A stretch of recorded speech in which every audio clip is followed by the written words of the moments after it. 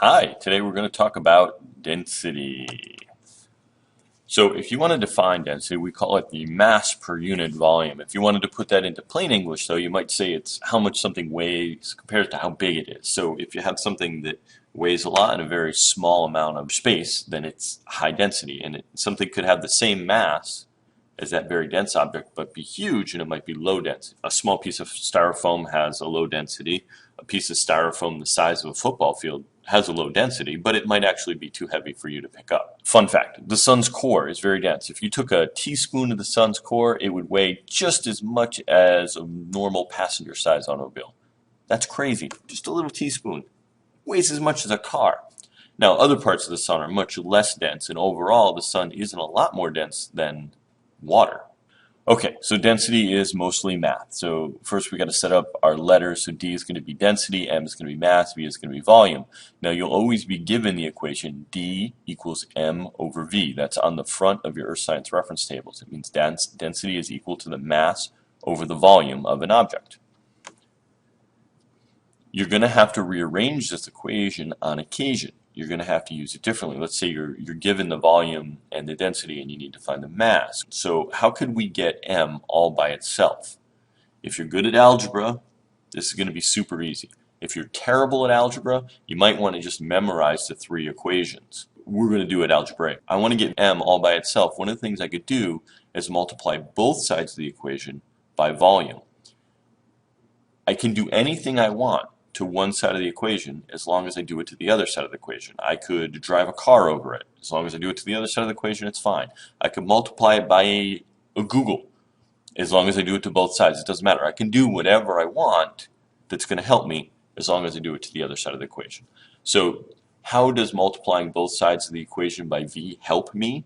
Well, it gives me V over V, which I can cancel into 1. So if I wanted to rewrite it, I could put the V on top of the V, and then I have V over V, and V over V is equal to 1. Anything over itself is equal to 1. So now I have V times D is equal to M times 1, and we don't have to write the 1, so I can rewrite this whole equation as M equals V times D. So now I have mass all by itself. If I had a problem where they gave me the volume and the density, and they asked me to find the mass, I can do that. Well, what if I want to get V by itself? I can do the same thing. I'm going to use the equation I just derived, M equals V times D. And to get V all by itself, I actually want to divide both sides by D. So now I have M over D equals V times D over D.